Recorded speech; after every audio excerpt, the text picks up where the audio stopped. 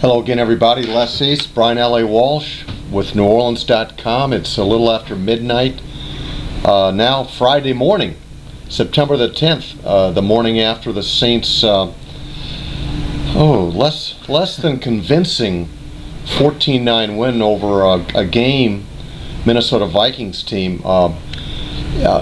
in a stadium that was expecting, I think, a lot more than what. Certainly, the win is important. I don't want to diminish the victory by any means. It's a great way to open up a season with a lot of expectations and stuff. But certainly, there, as Sean Payton said in his postgame, there's a lot of things that they can pick apart when they look at this video come tomorrow.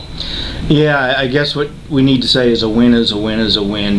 Nobody, even the Super Bowl champs, can turn their nose up at any win, especially against a really good Minnesota football team. And I think the game started the way every Saints fan hoped it would start. The Saints offense looking as good as ever, going down the field in 5 plays, 77 yards to take that 7-0 lead.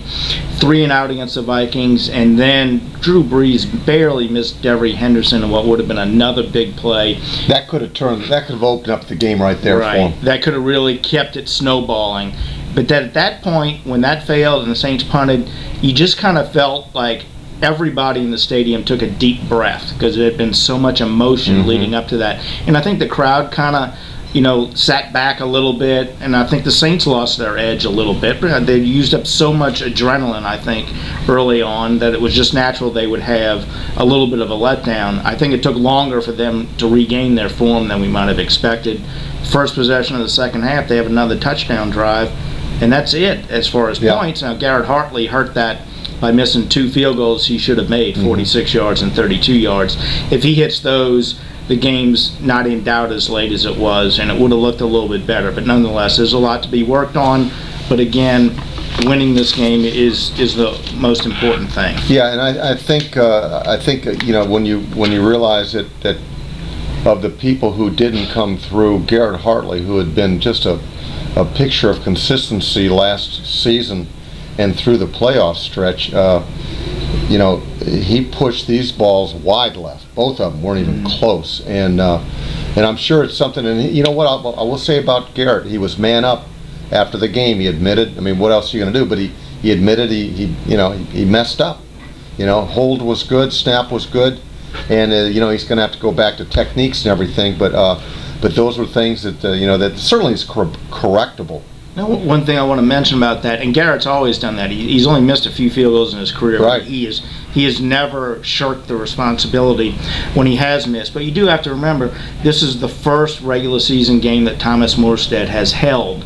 And Garrett said there was nothing wrong with the hold. I didn't see anything wrong with the hold. But the timing is so sensitive on that thing. They have not worked together that much. It could be that part of the issue there is Morstead and Jason Kyle, the snapper, and Garrett Hartley all getting in sync together in that sequence of events and a field goal. So it may be something very minor that can be addressed in practice, but that's one of the red flags that goes up tonight. The one good thing is they have what Sean Payton called a mini bye week. They don't play for 10 more days. Right, and you know what? When you look at, this was the fewest points scored by a Sean Payton team in victory. So you're going back to the 2006 season. And also, I think we need to point out, Les, that 14-9 games suggests that their defense played pretty darn well. And when you look at the numbers, granted, we need to point this out. Brett Favre was missing Sidney Rice. Brett Favre is not the Brett Favre that if he stays healthy that he'll be as this season progresses. He did look like a 40-year-old player tonight, in my opinion, on occasions. Still has a good arm, but is really not very mobile back there. This is going to be a better team once he gets in sync with his offense and stuff for sure. I think the Saints got him at a great time, opening game of the season. But overall, the defense played really well. I thought John Vilma played really well.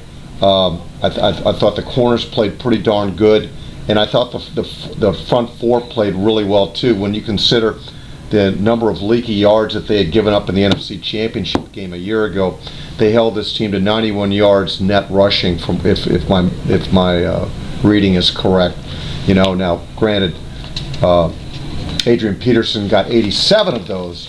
But you know what? Adrian Peterson had one touch in the fourth quarter, Les.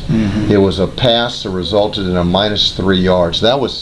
And this is a team that was trying to come back from five points down, and it didn't bode well for them. When he doesn't touch the ball. Yeah, well, a few of the positives in the fourth quarter, they ran out the last 5:32 when they got the ball back, and they did that with a couple of passes from Drew Brees when he hit Heath Evans for that first down. That was the 9th different receiver to catch a pass from Drew Brees. And you mentioned the corners played very well. They did. I thought Jabari Greer was outstanding. He may have been the player of the game. Yeah. He made a tremendous number of plays. So those were both good things, and the game plan for the Vikings obviously was to count more on Adrian Peterson than Brett Favre because of Brett's health and timing issues at this point in the absence of Sidney Rice.